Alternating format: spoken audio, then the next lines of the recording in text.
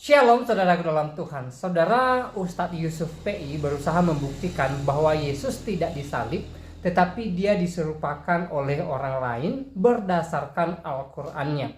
Namun yang menjadi lawan debatnya kali ini adalah seorang Kristen yang pintar, cerdas, dan paham Al-Quran.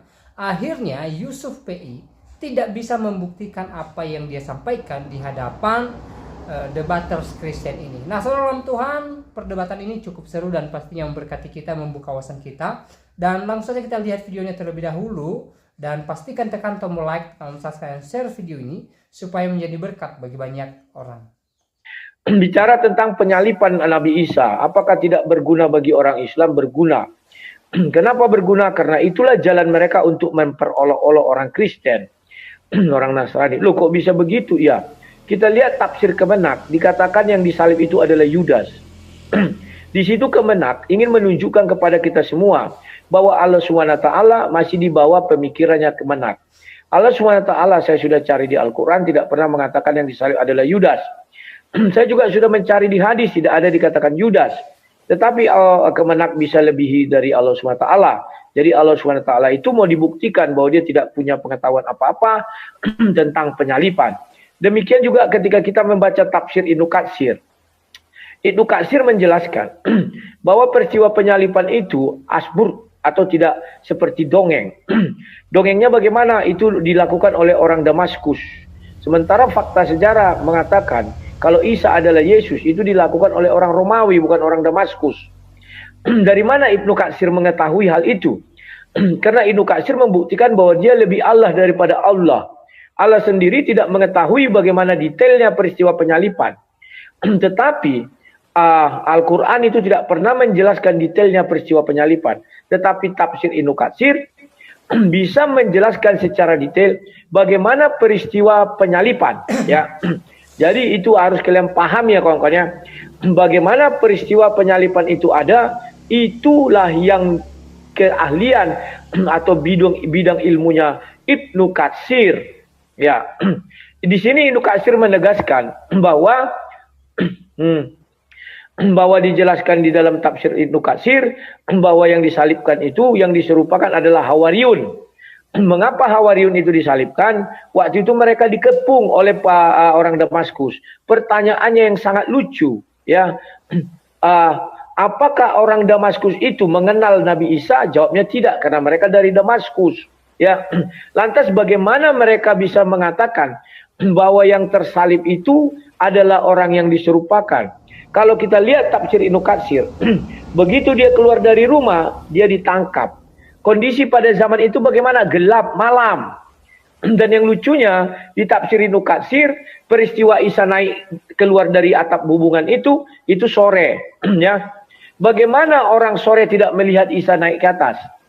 Nah ini makanya aku bilang, kalau Yesus naik ke atas disaksikan orang banyak ya. Tapi kalau Isa naik ditarik oleh Allah SWT, nggak ada yang menyaksikan. Padahal itu masih sore. Ya. Nah, makanya umat Islam tidak mau membuat penyalipan ini sebagai sesuatu hal yang sangat penting dalam imannya. Kenapa tidak mau? Karena Allah SWT tidak mengerti peristiwa penyalipan itu bagaimana. Yang lebih mengerti adalah umatnya. Yang lebih mengerti adalah manusia. Jadi Ibnu Katsir adalah pelengkap daripada firman Allah itu. Ibnu Katsir adalah pelengkap daripada Allah itu sendiri. Maka ikuti kalianlah Ibnu Katsir. Ya sembahlah Ibnu Katsir. Karena dia lebih hebat dari Allah menjelaskan bagaimana peristiwa penyalipan itu ada. Ya. Nah, sekarang apakah Isa yang disalibkan? Lah, kalau Islam mengatakan tidak disalibkan, tapi saya perlu koreksi dulu ucapanmu Ustadz yang surah 4 157.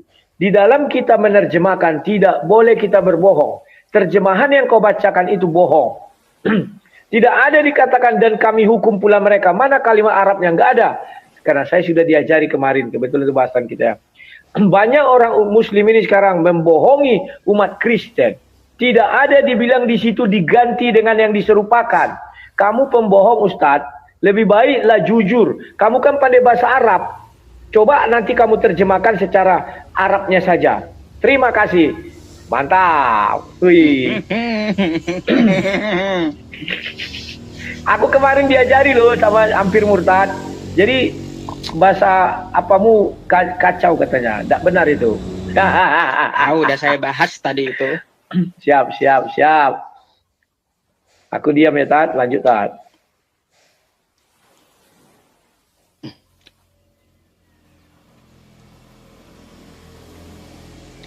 Terima dulu, biar ada waktunya.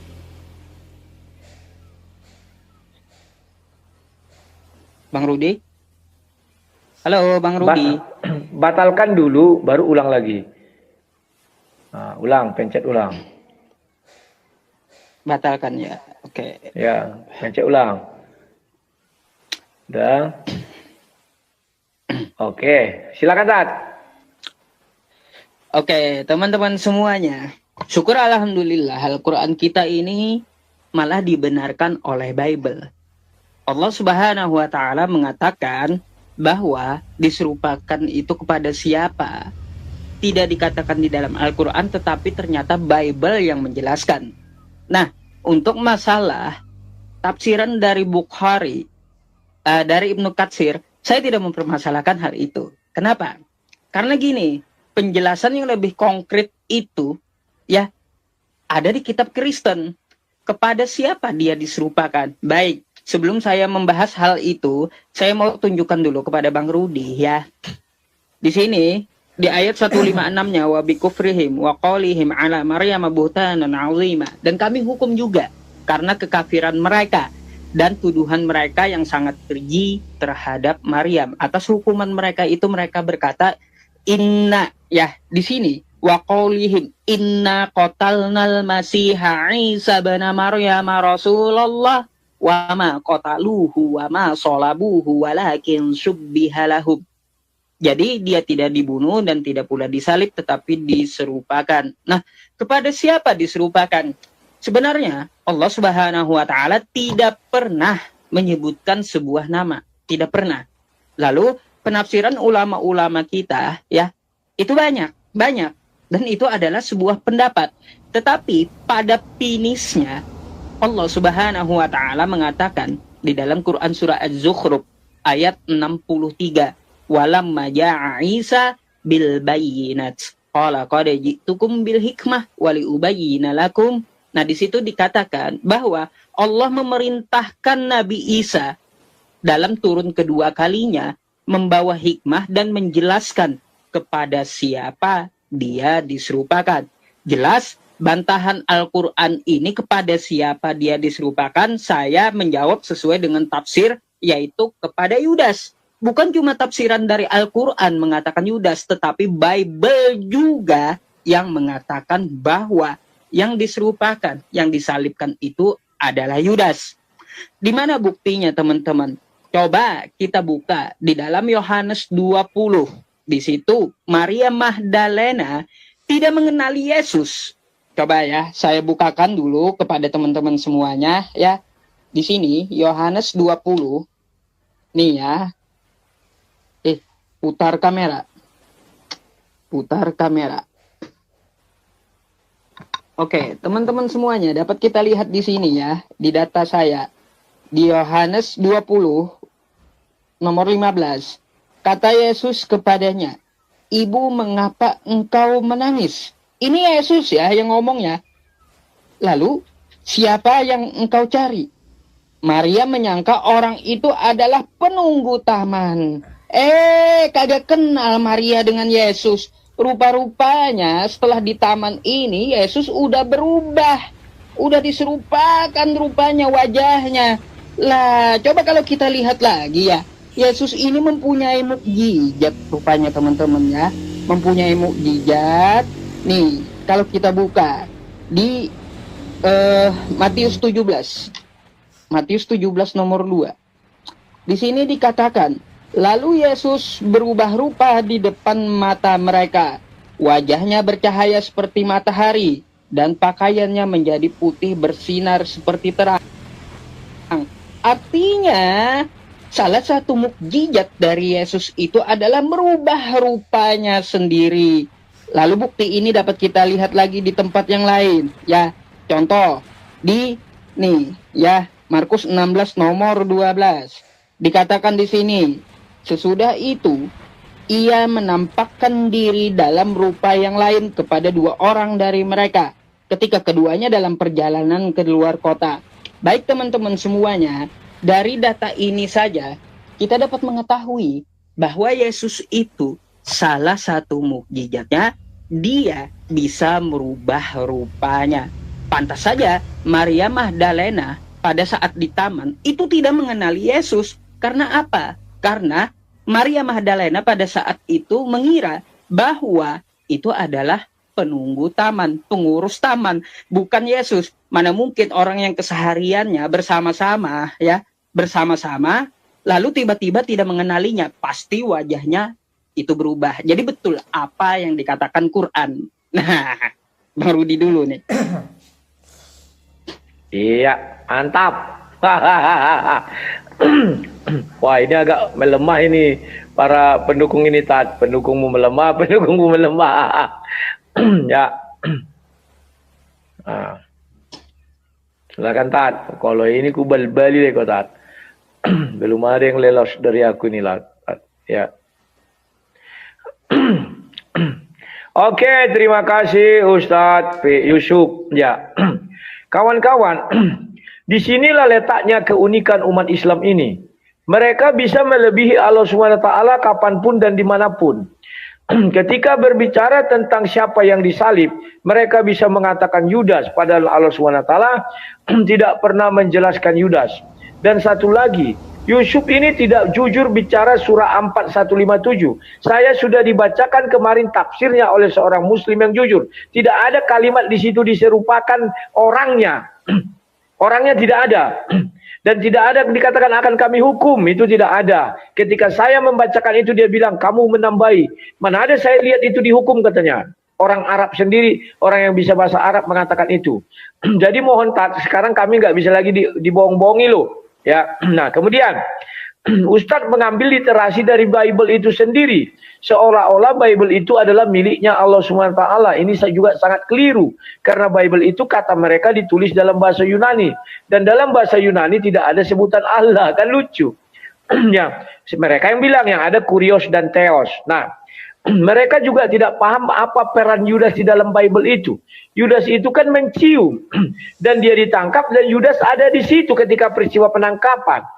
Dan Yudas menyaksikan semuanya itu, bahkan dia tahu Yesus dijatuhi hukuman mati. Bagaimana dikatakan diserupakan? Apakah Yesus menjadi Yudas? Terus Yudas ini jadi siapa? Karena Yudas itu kan digantung, bunuh diri dia. Pahami dulu itu, Yesus di kayu salib.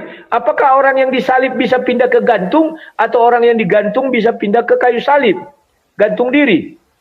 Jadi di situ analisamu lemah kalau menggunakan Bible, karena Bible itu terurut dan maha teliti. Kemudian Yohanes 20. Yohanes 20 itu kan sudah dijelaskan di situ bahwa ibu ayat 14 ya. Sesudah berkata demikian ia menoleh ke belakang. Ini misalnya saya melihat ke depan. Menoleh ke belakang itu kan gini. Pahamnya gini. Kan nggak nampak orang di belakang itu. Karena mata kita tidak ada di belakang. Mata kita tidak ada kiri kanan tapi di depan. Artinya menoleh kan begini. Jadi yang jelas kulihat itu di sana, yang di sana samar. Makanya aku tidak tahu siapa yang datang. Kira-kira begitu ya. Baru kata Yesus kepada ibu, mengapa engkau menangis? Siapa yang engkau cari? Maria menyangka orang itu adalah pemuta. Dia menyangka, ya. Lalu berkata kepadanya, Tuhan, jikalau Tuhan yang mengambilnya, katakanlah padaku, di mana Tuhan meletakkan dia supaya aku dapat mengambilnya? Ya. Karena dia nggak tahu kan, dan itu subuh. Subuh itu belum ada cahaya. Jadi sangat mungkin di situ sangat gelap ya. Nah, itulah yang harus dipahami ya. Itu kondisinya sangat gelap. Kemudian kita lanjutkan lagi. Kamu mengatakan wajah Yesus bisa berubah. Betul. Wajah Yesus bisa berubah. Tapi berubah jadi apa? Jadi terang. Dan dia dalam wujud lain katanya. Bukan dalam wajah lain. Wujud lain itu apa? Dia bisa menembus pintu. Yohanes 20. Pintu tertutup semua. Dia bisa masuk. Sementara Yudas nggak bisa masuk. Dan yang kedua, yang ketiga. Kalau kau mengatakan Yudas itu yang disalibkan. Maka Yudas berarti masuk surga dong, terangkat ke surga ketika kisah para rasul itu. Apakah Yudas terangkat ke surga dengan wajahnya Yesus juga? Kan ini tidak bisa dibuktikan oleh Islam. Makanya Islam ini tidak punya pegangan untuk berbicara tentang salibnya Yesus secara matang. Yang ada adalah bicaranya salib Yesus secara halusinasi, hayalan, ya. Bagaimana mereka mau bisa bicara secara nyata? Gak ada dasar. Dari mana mereka mencari fakta? Juga nggak ada. Bahkan kelahiran Isa pun mereka nggak bisa tahu di mana letak geografis atau fakta arkeologis tempat kelahiran Isa. Kalau tidak ada tempat itu, bagaimana mereka bisa mengatakan sebuah kepastian? Ya. Sementara tafsir Ibnu Katsir mengatakan itu dilakukan oleh orang dari Damaskus. Sementara fakta sejarah yang menyalibkan itu tentara Romawi. Bagaimana itu, Tat? Dan tidak ada di situ ciuman maut Yudas di tafsirnya itu Katsir. Jadi kalau dikatakan Yudas yang disalibkan sangat lemah. Karena Yudas saat itu melihat peristiwa itu. Ketika dia mencium, Yudas kan masih bersama mereka. Kecuali Yudas bersama Yesus. Yudas kan pergi membawa tentara Romawi. Begitu datang dia mencium, tentu ditangkaplah yang diciumnya ini. Yudasnya masih ada? Masih. Bahkan sampai siang hari ke persidangan, Yudas masih ada. Jadi ada dua sosok. Ya itu, terima kasih. Baik, salam Tuhan, videonya kita sudah simak ya, pembahasan antara seorang debaters Kristen dengan Ustadz Yusuf PI. Dan di video tadi ya, Ustadz Yusuf PI berusaha membuktikan bahwa Yesus tidak disalib, tetapi dia diserupakan atau digantikan oleh orang lain menurut Al-Qur'annya. Nah, saudaraku dalam Tuhan, debaters Kristen ini juga bertanya, lalu kalau begitu siapa yang menggantikan Yesus? Lalu Ustadz Yusuf PI menjawab bahwa Yudas Iskariot. Tapi Al-Quran sendiri tidak menulis bahwa Yudaslah yang menggantikan Yesus Kristus. Artinya mereka mengklaim bahwa Yesus tidak mati tetapi dia digantikan, tetapi mereka tidak bisa membuktikan siapa yang menggantikan gitu loh. Jadi gambang atau ngambang, tidak jelas. Nah, saudara dalam Tuhan, kalau kita membahas tentang Yesus dari kelahirannya ya, kematiannya, kebangkitannya, bahkan kenaikannya ke dalam kerajaan surga, sebenarnya tidak membutuhkan kitab lain selain daripada Alkitab. Hanya Alkitab yang bisa menjelaskan hal itu. Karena kitab-kitab lain pastinya tidak mengerti tentang Yesus, tidak mencatat siapa Yesus sebenarnya, hanya Alkitab. Jadi ukurannya adalah Alkitab, bukan Al-Quran, saudaraku dalam Tuhan. Jadi sangat kacau balau kalau kemudian kita melihat kepribadian Yesus Kristus, melihat kehidupannya selama di dunia ini berdasarkan kitab lain di luar Alkitab. Itu sangat tidak tepat, saudara dalam Tuhan. Tapi benarnya kita melihat sosok Yesus ini berdasarkan Alkitab. Karena hanya di dalam Alkitablah ya, Yesus ini diceritakan dengan tepat dan benar sesuai dengan apa yang pernah terjadi ketika Yesus datang ke dunia ini. Dan Alkitab mencatat bahwa Yesus memang mengalami salib, bahkan dia mati, dan di hari yang ketiga dia bangkit dari antara orang mati, disaksikan oleh murid-muridnya dan juga malaikat Tuhan. Malaikat Tuhan ikut menyaksikan bahwa Yesus bangkit dan mengatakan kepada murid-muridnya bahwa Yesus telah bangkit dari antara orang mati. Dia telah mengalahkan maut, dia menang, dan orang-orang percaya kepadanya mengalami kemenangan, bebas dari dosa. Nah, saudara dalam Tuhan, itulah penjelasan singkat tentang Yesus Kristus. Dan seperti apa tanggapan saudara setelah menonton cuplikan video tadi? Silahkan tulis di kolom komentar, tuliskan tanggapan yang baik, yang positif, terutama tanggapan yang memuliakan Tuhan dan tanggapan-tanggapan yang memberkati kita sekalian. Dan di kesempatan juga saya mau ingatkan kepada kita supaya kita tetap semangat dalam menjalani hari-hari kita. Pastinya hari-hari ini kita dihadapkan dengan berbagai suka dan duka yang senantiasa silih berganti dalam kehidupan kita. Tetapi apapun yang kita alami hari-hari ini, mari kita tetap berserah kepada Tuhan. Mari kita tetap percaya akan kuasa Tuhan. Mari kita tetap percaya bahwa Tuhan senantiasa ada bagi kita. Tuhan senantiasa menyertai kita. Tuhan tidak pernah meninggalkan kita sebagaimana janjinya bahwa Dia menyertai kita hingga selama-lamanya. Orang yang berserah kepada Yesus Kristus, saya percaya bahwa mereka adalah orang-orang yang bahagia, yang senantiasa mengalami pertolongan penyertaan Yesus Kristus. Nah, saudara dalam Tuhan, yang hal yang terpenting adalah kita senantiasa berserah kepada Tuhan dan percaya dan mengandalkan kuasa-Nya. Dan semoga video singkat ini memberkati kita dan Tuhan Yesus memberkati kita semua. Shalom.